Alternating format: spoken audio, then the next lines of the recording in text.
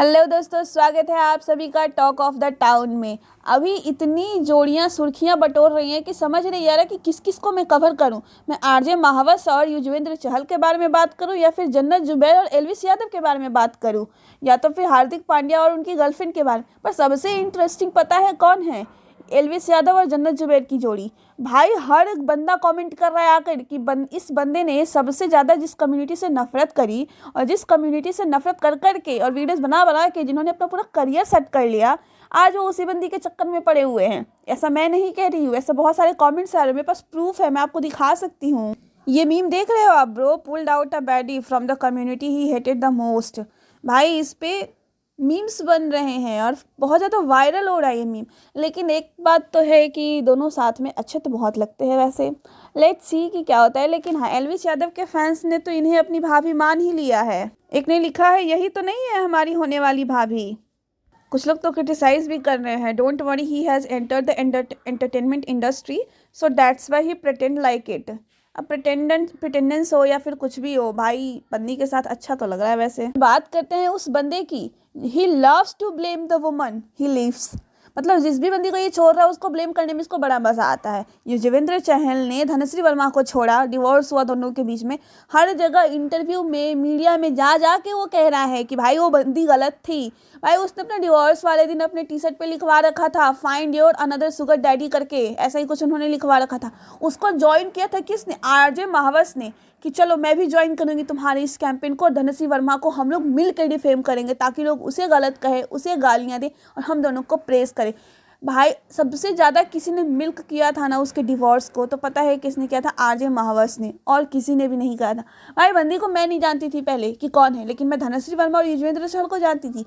मेरे नज़र में वो बंदी इसलिए आई क्योंकि वो उन लोगों से एसोसिएट होकर हर जगह जाके कुछ कुछ बकवास कर रही थी।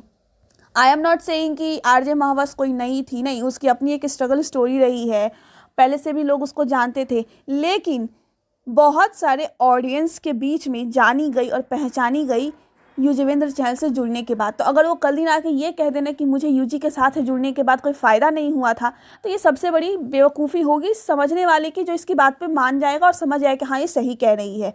क्योंकि मैं पर्सनली इसीलिए जान पाई उसे क्योंकि वो यूजी से रिलेटेड थी। भाई हर जगह बंदी जाके डिफेम कर रही थी, तो अब क्या हो गया? क्यों अनफॉलो कर दिया अपना BFF को?